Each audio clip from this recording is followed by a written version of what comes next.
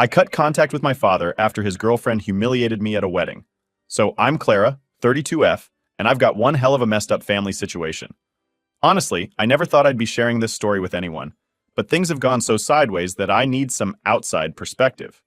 My relationship with my dad, Ben, 58M, has always been complicated, to say the least. But what happened last year at my cousin's wedding? That was the tipping point. Let me take you back a bit, though. My parents, Ben and Mary, 60F, seemed like your typical happy couple when I was a kid. They met in college, my mom was all about her literature degree, and my dad was the big shot business guy. They got married right after graduation, and a few years later, I came along. From the outside, we probably looked like the perfect family. But even as a kid, I noticed the cracks. I remember these weird, tense dinners when my dad would just sit there silent after coming home from work. He was always working late at his marketing firm, climbing that corporate ladder. Meanwhile, my mom stayed home with me, and she tried her best, but looking back now, I can tell she was always kind of sad. I didn't get it back then, but now I know why. When I was 10, everything fell apart. One day, I came home from school to find my mom crying in the kitchen. You ever walk into a room and immediately know something is wrong? Yeah, it was like that. She was sitting at the table, just staring at the floor with tears streaming down her face. I was too young to really understand what was happening, but that's when she told me Dad had been cheating on her with his secretary. A much younger one, too. The divorce that followed was a disaster. My mom was wrecked, but she held it together for me. Dad? He moved out but still tried to act like everything was fine. He'd take me out for dinner once a week, come to my soccer games and piano recitals, like he was still super dad. But it was always about him. He'd ask me about school, sure, but the conversation would somehow always circle back to his work, his new apartment, or whatever latest hobby he was into. I guess I should have known then that Dad wasn't really interested in my life. I was just an accessory to his. As I got older, I noticed something else. There was always a new woman in his life. Every few months, it was like, "Oh, Clara, this is Sarah, she's in her 20s and super into yoga," or "Meet Amanda, she loves hiking."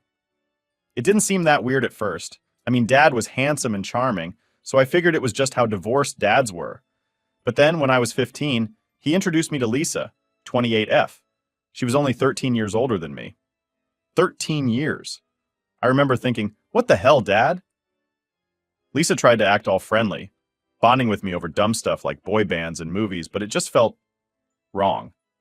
Like, you're closer to my age than his, what are you even doing here? Thankfully, that relationship didn't last long, but it set a pattern. Dad kept dating women way younger than him, and I just started dreading those dinner dates more and more. By the time I was 18 and heading off to college, Dad had moved on to yet another woman. This time it was Candace, 25F. At first, I didn't think much of it. She seemed different, more put together. Like she wasn't just some fling. But that was the problem. She wasn't. She stuck around. I went off to college, trying to build my own life away from all the drama, but every time I came home, it was like walking into a whole new world. Candace had completely taken over Dad's life, and mine too, apparently. I'll never forget one Thanksgiving break when I came home and found out that my childhood bedroom had been turned into a home gym. Yep, all my stuff, my posters, my books, the little things I'd collected over the years, were stuffed into boxes and shoved into the attic without even telling me. I remember standing in the doorway, just staring at this treadmill where my bed used to be, feeling like I'd been punched in the gut. When I confronted Dad about it, he looked genuinely confused, like I was the one being unreasonable. "You're in college now," he said. "You don't need the room anymore." That was the first time I realized how much things had changed. I wasn't a priority in his life anymore. Candace was. And she made it clear that I was just a guest in my own home. After college, I moved back home for a bit while I was job hunting. That's when things really started going downhill with Candace. She acted like I was overstaying my welcome, making snide comments about how long I planned on living there and how I needed to grow up and get my own place. And Dad, instead of sticking up for me, he just agreed with her, like it hurt so much. This was my dad, and he was siding with some woman over me. The final blow came one night when I overheard them talking about me. I was upstairs, and they didn't know I could hear them. Candace was complaining about how I was cramping their style, and they couldn't be themselves with me around. Then, Dad's voice cut through the air. "I know, babe. We'll figure out how to get her moved out soon." I remember just standing there, frozen, like, is this real? Did my dad just say that? The next day I confronted him about it, and of course he tried to backpedal. Oh, Clara, you misunderstood. It's not what it sounded like, blah, blah, blah. But I wasn't buying it. I packed my stuff and moved out within a week. After that, things were never the same.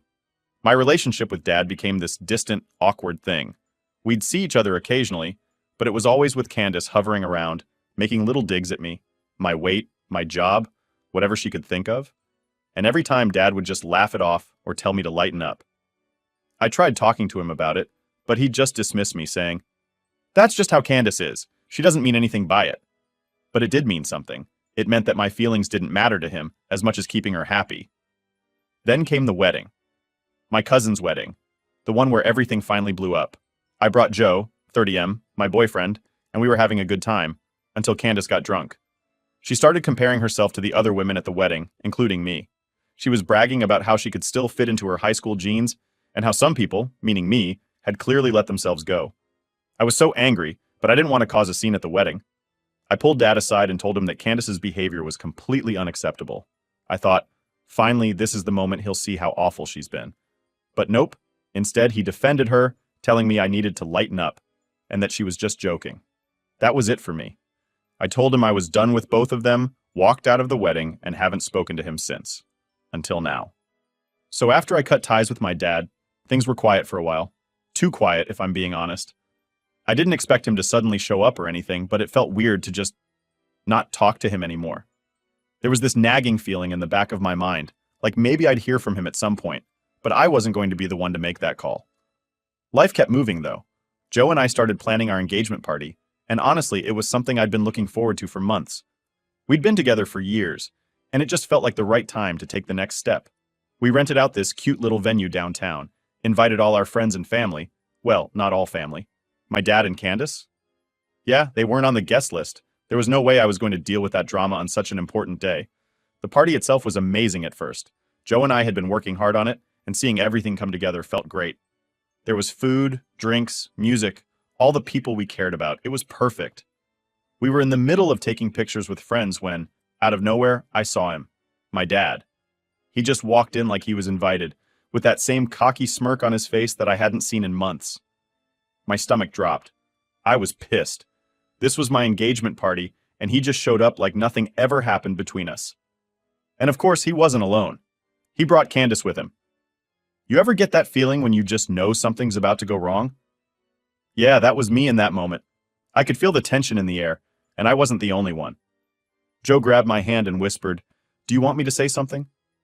I was ready to storm over there and kick them both out, but part of me wanted to hear what the hell they thought they were doing there. So I told Joe to wait, and we walked over to them. Before I could even get a word out, my dad started talking. "Clara, I know I wasn't invited, but I needed to see you. There's something we need to talk about." I didn't care what he had to say. I was so angry that I could feel my hands shaking. "Are you serious right now?" I said, barely holding it together. "You just show up here after everything that happened like this is okay?" He tried to calm me down, but it was Candace who spoke next, and her voice was dripping with the same smug attitude she always had. "Clara, we didn't come here to cause problems. We just wanted to congratulate you two." Congratulate us? Like, no, that wasn't going to fly. I turned to Joe, and he could see I was about to lose it. I felt my heart racing, and everything around me just started to blur because all I could think about was how dare they show up, acting like they had any right to be there. But here's where it gets wild. Just as I was about to tell them to leave, Dad blurts out, "Candace and I broke up." Wait, what? My head was spinning. This wasn't what I expected him to say, at all. I blinked at him, not even sure if I'd heard him right. "You broke up?" I repeated, not really believing it. He nodded, and suddenly the cocky smirk was gone. He actually looked sad, or maybe just exhausted. "Yeah, it's been rough. We've been fighting a lot, and honestly, after you cut contact, it made me think about a lot of things." Candace rolled her eyes, and I could tell she wasn't happy about being there or hearing him admit they broke up. She didn't say anything, but the way she folded her arms and started looking around the room said it all. She didn't want to be there anymore. "I know this isn't the place or the time," Dad continued, "but I couldn't wait any longer. I've been wanting to talk to you for months, but I didn't know how." I stood there, completely caught off guard. I mean, part of me was still furious, but now I was also confused. They broke up? That was the last thing I expected. I took a deep breath, trying to process everything. Joe squeezed my hand, giving me that little bit of strength to keep my cool. Okay, fine, I finally said. You want to talk? Let's talk. But not here. Not now. Dad nodded, looking relieved that I didn't just blow up at him in front of everyone. I get it. We'll leave. I just wanted to say I'm sorry. I didn't know what to say to that. He'd never apologized to me before. Not like that, anyway. So I just nodded, and they turned to leave. Candace didn't say another word, which was probably for the best. As they walked out, I realized how much the atmosphere at the party had shifted. People were whispering, and I could feel the eyes on me, but I didn't care. I needed a minute to just breathe. Joe led me outside, away from everyone, and I just stood there, leaning against the wall, trying to wrap my head around what had just happened. He actually apologized, I said, more to myself than to Joe. Yeah, Joe replied, looking just as surprised as I was. I didn't see that coming. Neither did I. I mean, this was the same guy who had sided with Candace every single time, no matter how badly she treated me. And now they were broken up, and he was apologizing? It didn't make sense. But then again, what did I expect? We stayed outside for a few more minutes while I calmed down. The party was still going on inside, and I didn't want to ruin the night for everyone else. But part of me couldn't let go of what had just happened. My dad, showing up like that, telling me they'd broken up. It felt like some weird dream I couldn't wake up from. Eventually, Joe and I went back inside. I plastered on a smile for the rest of the night, trying to push the whole thing to the back of my mind. But even as the party wound down and we said goodbye to our friends, I couldn't stop thinking about what was coming next. I knew I'd have to talk to Dad again, and I knew it wasn't going to be an easy conversation. Update 1. Alright, so after that whole scene at my engagement party, I couldn't stop thinking about my dad. Him showing up uninvited, dropping the news about his breakup with Candace, and then apologizing? I was all over the place. I mean, who does that? But now I had to figure out what to do next. Joe kept saying I should give Dad a chance, maybe hear him out, but I wasn't sure. A few days after the party, I got a text from Dad. Can we meet for coffee? I really want to talk. I just stared at my phone, not knowing how to respond. Part of me wanted to ignore it, but another part of me was curious. What could he possibly have to say after everything? So, after a full day of going back and forth, I agreed to meet him. We picked this quiet little cafe near my apartment, and I made sure Joe knew exactly where I was. You know, just in case things got weird. Walking into that cafe felt like I was walking into a trap, honestly. I spotted Dad sitting by the window, looking older? Like, I don't know how to explain it, but he seemed different. Less confident, maybe? He smiled when he saw me, but it wasn't that smug grin he usually had. It looked like he was actually nervous. I sat down, and we did that awkward, "How have you been?" small talk for a minute. I wasn't really interested in chatting about the weather, though. I just wanted to know what he had to say. So, after a few sips of my coffee, I just cut straight to the point. "What do you want, Dad?" He looked down at his coffee, and for a moment I thought he might back out of whatever he was planning to say. But then he sighed and said, "I've been thinking a lot since the wedding, Clara. About you, about Candace, about everything." I raised an eyebrow, waiting for him to continue. This wasn't the first time he'd tried to talk to me, and usually it ended up being all about him. But I stayed quiet and let him keep going. "Cutting you out of my life was the biggest mistake I ever made," he admitted, his voice shaking a little. "I was so wrapped up in my relationship with Candace that I didn't see what it was doing to you." Now this is where I was thrown off. My dad never ever admitted to making mistakes, not once. I think I sat there with my mouth open for a second before I snapped back into reality. "I don't think you realize just how much damage you caused, Dad," I said, trying to keep my voice steady. "You didn't just ignore me. You let her humiliate me over and over, and you acted like I didn't even matter." I know, he said quickly, his hands shaking as he picked up his cup. "I messed up, Clara. I don't know, blind. I thought I needed Candace, and I didn't see what was happening. But trust me, when you cut me off, it hit me hard." I just looked at him, trying to figure out if he was being genuine. I mean, my dad was the king of excuses, always trying to smooth things over without actually fixing anything. But there was something different in his voice this time. He took a deep breath and leaned forward, looking me right in the eye. "Candace is pregnant." I felt like the ground had just dropped out from under me. Pregnant? That was the last thing I expected him to say. My brain couldn't process it. "Wait, so you're telling me you guys broke up, but she's pregnant?" Dad nodded, running his hand through his hair. "She's been trying to get money out of me ever since the breakup. She says it's mine, but I don't know for sure. I couldn't believe what I was hearing. This was insane. Are you going to get a paternity test? I'm planning to, yeah, he said, looking defeated. But honestly, Clara, that's not the point. What I'm trying to say is, I know I wasn't there for you, and I don't expect you to forgive me right away. But I want to fix things. I want to try. I took a long sip of my coffee, trying to keep my emotions in check. This was a lot to take in.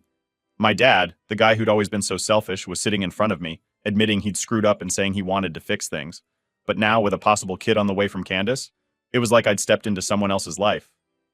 I don't even know where to start, Dad, I said finally. You've been awful to me for years.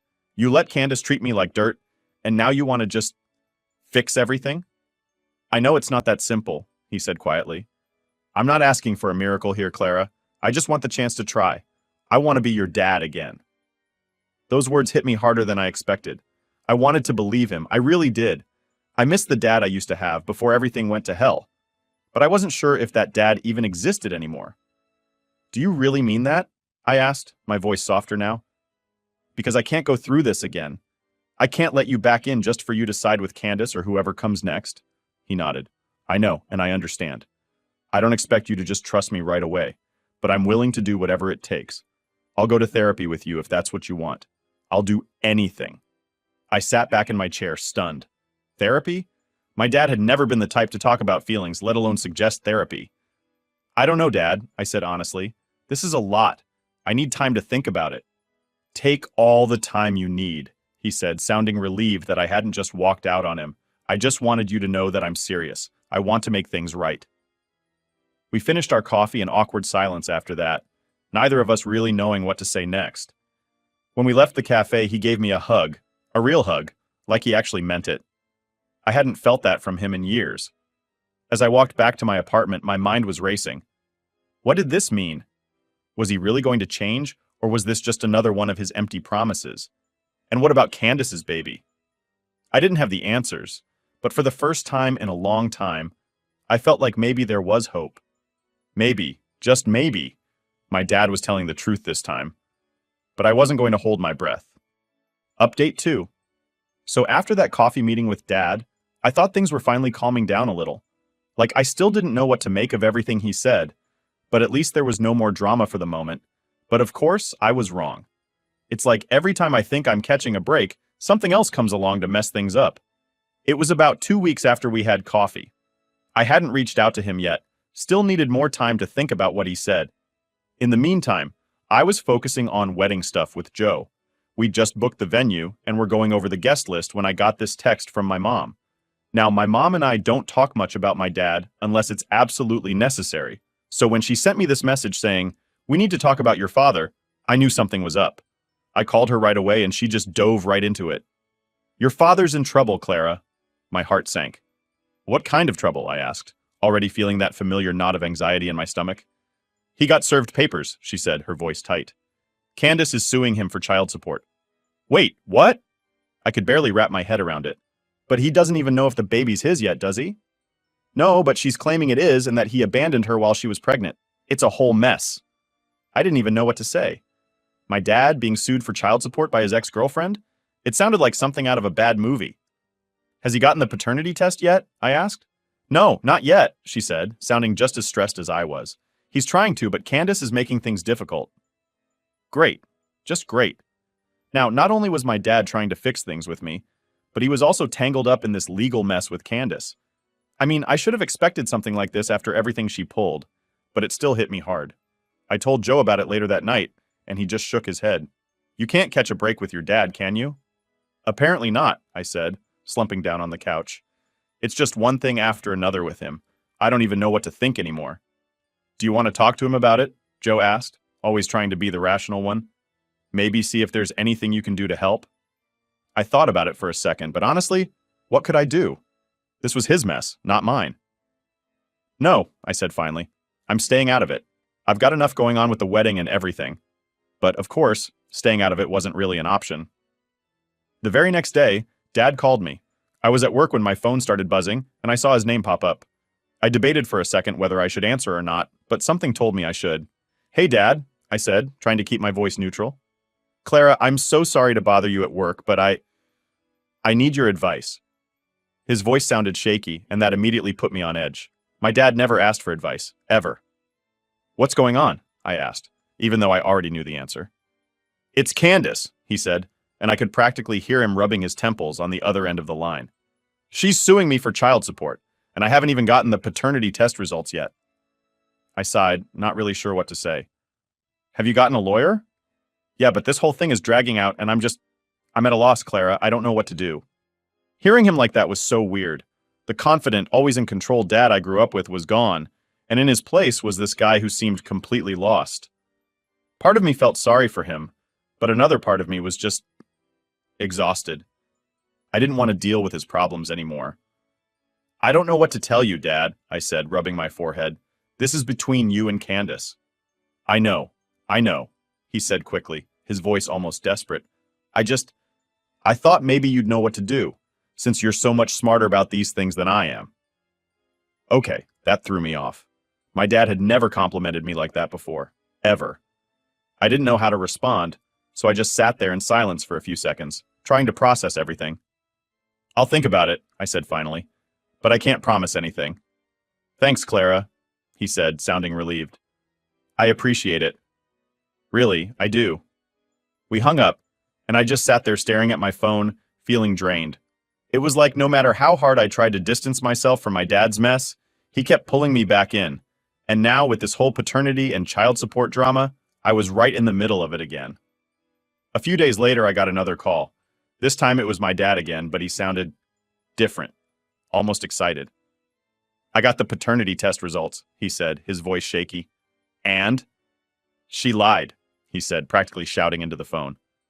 The baby's not mine. I nearly dropped my phone. What?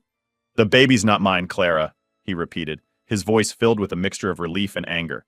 She's been stringing me along this whole time, making me think I was going to be a father again, and it's all been a lie. I didn't know whether to laugh or cry. I mean, this was huge. Candace had been lying about the baby being his, dragging him through this whole legal mess, and it turned out it wasn't even his kid. Are you okay? I asked, still trying to wrap my head around everything. I don't know, he admitted. I'm furious, but also relieved. I don't know how to feel. Have you told her yet? Not yet, he said. I'm going to talk to my lawyer first, make sure everything's in order before I confront her. I could hear the weight lifting off his shoulders, even through the phone. This was a huge relief, but it didn't change everything else that had happened. Candace might not have had his kid, but that didn't erase all the damage she'd done, not just to him, but to me too. I'm glad it's not yours, Dad, I said, feeling the relief start to settle in. But you've still got a lot to fix. I know, he said quietly, and I'm going to do whatever it takes to fix things with you. Hanging up, I felt lighter, like a weight had been lifted, but there was still a lot left unresolved. My dad wasn't off the hook, not by a long shot, but maybe, just maybe, this was the start of him actually getting his life together. I wasn't going to hold my breath, though. Update 3. After that phone call with my dad where he found out the baby wasn't his, I thought things were finally starting to settle down. You know, like maybe this whole mess was wrapping up and we could move on. But I should have known better. Nothing with my dad is ever that simple. It had been a couple of weeks since the paternity test came back, and I hadn't heard much from him. He said he was going to confront Candace with the results and get his lawyer involved, so I figured he was busy sorting all that out. I wasn't exactly dying to check in on him either, to be honest. The whole situation still left a bad taste in my mouth, even if he wasn't going to be a dad again. Then one night, out of nowhere, Dad called. I was in the middle of cooking dinner and Joe was setting the table. When I saw my dad's name pop up on my phone, I almost didn't answer. But something told me this might be important. Hey, Dad, I said, stirring the pot on the stove, trying to keep it casual. Clara, I know it's late, but I need to talk to you. Can we meet tomorrow? His voice sounded weird, like serious but also nervous. That's when I knew this wasn't going to be just another casual catch-up. I sighed, already feeling the stress creep in. Yeah, sure. Where do you want to meet? How about that cafe we went to last time? He suggested. Fine, I'll see you there around 10. I didn't want to make this a late night thing, not with work the next day. Yeah, that works, he said, and we hung up. The next morning, I wasn't sure what to expect. I mean, the last few times we'd talked, it had been one thing after another, so I was kind of bracing myself for whatever new drama was coming my way. I walked into the cafe, and Dad was already there, sitting at the same table as last time, looking like he hadn't slept in days. "Hey," I said, sitting down across from him, trying to read his expression. "Hey," he muttered, not even looking up at me. He had his hands wrapped around his coffee cup like it was keeping him grounded. I knew something was off. "So, what's going on?" I asked, leaning in a little. "I confronted Candace," he said, his voice low. "She lost it when I showed her the paternity test results. Started screaming, saying I'd ruined her life, that it didn't matter if the baby wasn't mine. I was still responsible because we were together when she got pregnant." I shook my head, not surprised at all. "And what did you do?" "I told her I wasn't paying her a dime, and that I'd see her in court if she tried to push it any further," he said, his jaw tight. "She stormed out, and I haven't heard from her since." "Well, that's probably a good thing," I said, relieved that she was finally out of the picture. "Maybe now you can start fixing your life, Dad. Get things back on track." He nodded, but there was something else going on. I could tell by the way he was avoiding eye contact, the way he kept fidgeting with his coffee cup. "There's something else, isn't there?" I asked, bracing myself. He sighed, finally looking up at me. "Yeah, there is." I waited, my stomach twisting into knots. "I've been thinking a lot about everything that's happened," he started, his voice shaky. "And I think I need to make some big changes in my life. I've been chasing all the wrong things for years. Candace, all those other women. I was trying to fill a void, and I ended up losing the most important people in my life because of it." I didn't say anything. I just let him keep talking, because I needed to hear where this was going. "I've been seeing a therapist," he admitted, and that was when my jaw practically hit the floor. My dad, Mr. I don't need help from anyone. Seeing a therapist? I never saw that coming. "She's helped me realize that I've got a lot of things I need to work on, and one of those things is fixing our relationship." I was speechless. Like I didn't even know how to respond. My dad, the guy who'd always been so self-centered and dismissive, was sitting in front of me, telling me he wanted to change. "I know I can't undo the damage I've caused," he continued, his voice cracking a little. "But I want to try, Clara. I want to be better. For you, for me, for everything." Part of me wanted to believe him. I mean, this was what I'd wanted for years, for him to finally wake up and see the mess he'd made. But another part of me was still skeptical. I'd heard empty promises from him before. "Are you serious about this?" I asked, narrowing my eyes. "Because I can't go through another round of false hope, Dad. If you're going to do this, you better be committed." "I am," he said, and for the first time, I actually believed him. "I've already started working on things in therapy. I've even talked to my lawyer about selling the house and moving somewhere smaller. I don't need all that space anymore, and I think it's time for a fresh start." A fresh start. I never thought I'd hear my dad say those words. "So, what now?" I asked, still not sure how to feel about all of this. "I don't know," he admitted, finally taking a sip of his coffee. "But I want us to figure it out together. I don't expect everything to be fixed overnight, but I'm willing to put in the work." I sat there processing everything he was saying. This wasn't the same guy who had let Candace walk all over me. This wasn't the same guy who always made everything about himself. This was someone who was actually trying. "I guess we can give it a shot," I said finally, feeling a weird mix of relief and caution. He smiled, like genuinely smiled for the first time in what felt like forever. "Thank you, Clara. That means more to me than you know." As we sat there, sipping our coffee and talking about where we'd go from here, I felt something I hadn't felt in a long time. Hope. Maybe this was the start of something better. Maybe my dad really could change. But as much as I wanted to believe it, I wasn't going to hold my breath.